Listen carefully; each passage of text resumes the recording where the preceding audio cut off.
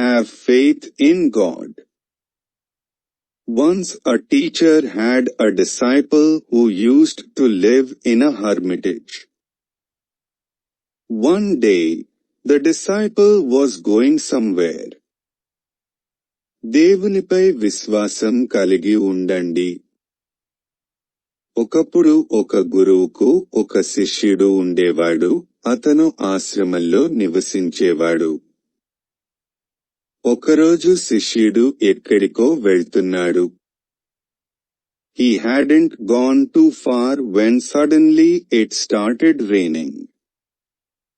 He returned and told this problem to his teacher. అతను ఎక్కువ దూరం వెళ్ళలేదు. అకస్మాత్తుగా వర్షం ప్రారంభమైంది. అతను తిరిగి వచ్చి ఈ సమస్యను తన గురువుకు చెప్పాడు. The teacher said, "You should have faith in God. He will save you from all problems." The disciple obeyed and resumed his journey. He kept reciting the name of God and cleared all the hurdles.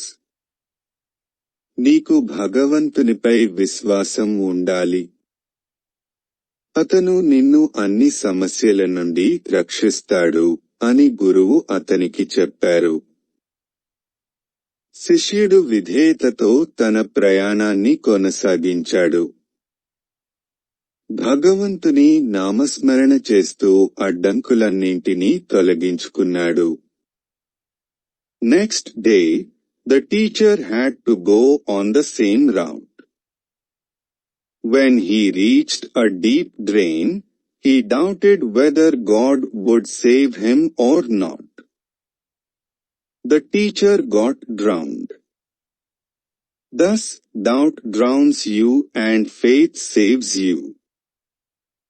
మరుసటి రోజు ఉపాధ్యాయుడు అదే మార్గంలో వెళ్ళవలసి వచ్చింది. అతను లోతైన కాలువకు చేరుకున్నప్పుడు దేవుడు తనను కాపాడతాడా లేదా అని సందేహించాడు. టీచర్ నీటిలో మునిగిపోయాడు. అందువల్ల సందేహం మిమ్మల్ని ముంచెత్తుతుంది మరియు విశ్వాసం మిమ్మల్ని రక్షిస్తుంది.